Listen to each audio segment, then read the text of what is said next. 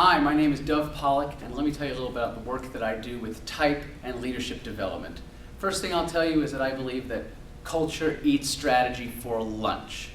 I've seen countless number of consultants come in with their flow charts and they map everything out and they come up and they say, here's how the system's broken and here's a new way to fix it, and the culture absolutely rejects it and it's dead on arrival. It might as well be a bad kidney. I have a friend who's a systems analyst and he works for Google.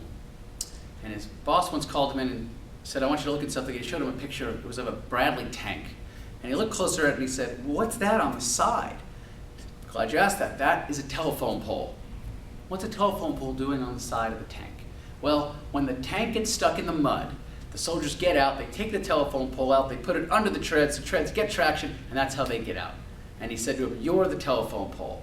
You figure out when we have a problem, and you fix it, and then you devise a better system so we don't get stuck there anymore. And this brilliant systems analyst and builder has 3 kids and lives in Maine. And he was like, do you know what it's like to get 3 kids out of the house in the middle of winter in Maine between the scarves and the boots and galoshes and hats and gloves and lunches? So he built, in their mudroom, he built shelves, whole cubbies for each child, their names on it, hooks, a place for everything. You know what happens? Nobody uses it, including his wife. That's culture. Whether you work in a company that has a hierarchy, or it's networked, or some hybrid of the two, the future of your success depends on your leadership. And for years we've been stuck in this backwards way of thinking about leadership. Since Parmenides in ancient Greece, up through Descartes in Renaissance France, we had this binary way of looking at the world. On, off, light, dark, hot, cold, male, female. And that has really led us, and our idea of leadership then is very male, it's even tall. And so we have this idea of unmitigated, extroverted thinking that points the way, tells us where to go, and doesn't buck any dissent.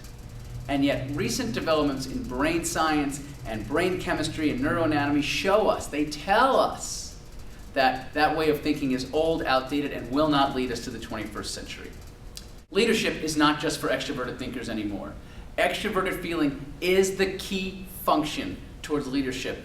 When we think about leadership, we have to think about what builds the culture that we live in. Leadership is like asking fish about water. It is everywhere around us. Extroverted feeling, with its emphasis on harmony and empathy and connecting us, is what the future has to bring. As Peter Drucker said, the future of the planet depends on our ability to work together. Extroverted feeling is about working together.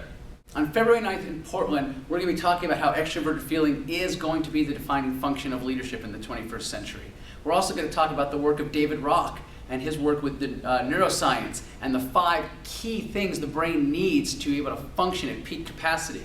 We're going to talk about status and uncertainty and autonomy and relatedness and fairness. We're going to talk about John Beebe's 8-function model and really get into the loam of what it means to be an extroverted feeler and how we back that up with our different perceiving preferences.